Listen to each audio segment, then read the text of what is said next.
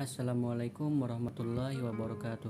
Perkenalkan, nama saya Muhammad Jikri dari Fakultas Dakwah dan Ilmu Komunikasi, jurusan Komunikasi Penyiaran Islam. Yang terhormat kepada Ibu Armia serta kawan-kawan yang saya hormati. Di sini saya akan menyampaikan tentang sukses studi. Sukses itu tidak mudah. Semua orang pasti setuju dengan kalimat tersebut. Untuk sukses, seseorang harus berkali-kali mengalami kegagalan. Harus mengatur waktu agar setiap pekerjaan yang dilakukan bisa selesai tepat waktu dan dengan hasil yang baik. Mahasiswa hidup di kampus tidak hanya untuk belajar, namun juga belajar untuk berinteraksi dengan orang lain melalui organisasi. Sebagian besar mahasiswa pasti menganggap mahasiswa yang sukses studi adalah mahasiswa yang bisa lulus cepat dan dengan IPK tinggi, lalu memperoleh pekerjaan dengan penghasilan yang tinggi. Menurut saya tidak hanya itu saja. Mahasiswa yang sukses di organisasi kampus juga merupakan mahasiswa yang sukses studinya, walaupun dengan waktu yang lebih lama dari yang direncanakan dan walaupun dengan IPK yang tidak terlalu tinggi. Dengan prestasi IPK yang tidak terlalu tinggi, dengan prestasi di organisasi yang diikuti, mahasiswa ini setelah sukses membagi waktu untuk kuliah dan berorganisasi. Membagi waktu antara organisasi dan kuliah sangatlah sulit. Bobot mahasiswa yang bisa sukses di kuliah dengan mahasiswa yang sukses di organisasi itu sama.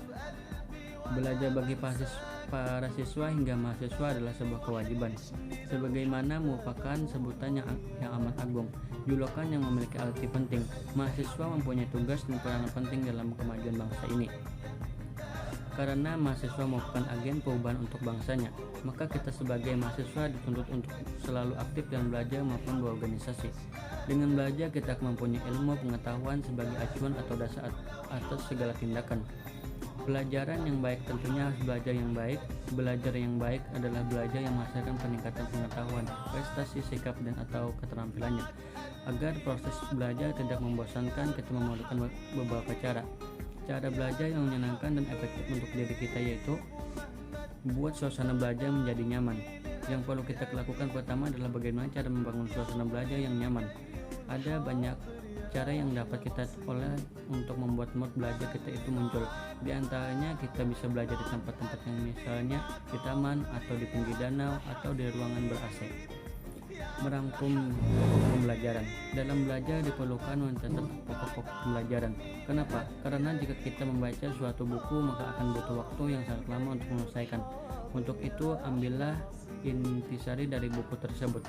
Hal ini akan membuat kemudahan mengingat dan juga mudah untuk memahami inti dari pembelajaran tersebut. Selanjutnya, belajar bersama. Metode ini seringkali dikatakan metode yang paling efektif karena dalam suasana belajar berkelompok yang cukup santai, otak menjadi lebih rileks menerima pelajaran materi yang akan diserap.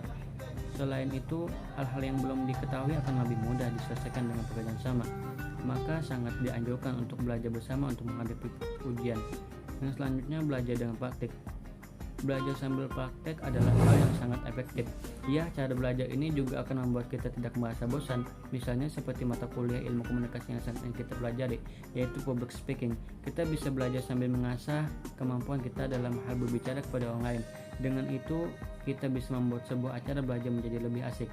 Selanjutnya, belajar dengan rutin bukan terlalu lama. Dengan rutin belajar kita akan semakin mudah untuk mengingat hal yang sudah kita pelajari. Yang perlu kita lakukan adalah belajar rutin, bukan terlalu lama belajar. Bagaimana caranya? Misalnya seperti belajar saat pagi 45 menit saja, siang 25 menit saja, sore 50 menit, dan malam 1 jam saja. Cara ini sangat efektif dan pikiran juga akan tetap dalam keadaan rileks daripada harus belajar terlalu lama. Selanjutnya, mengerti bukan menghafal.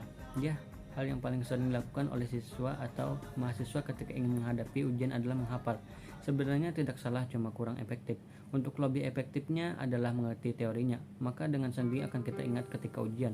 Kalau kita masih dalam metode belajar dengan menghafal, sangat disarankan untuk pindah ke metode mengerti materi. Sedikit motivasi kata-kata dari saya. Hiduplah seakan-akan kamu akan mati besok. Belajarlah seakan-akan kamu akan hidup selamanya. Mungkin itu saja yang dapat saya sampaikan. Wassalamualaikum warahmatullahi wabarakatuh.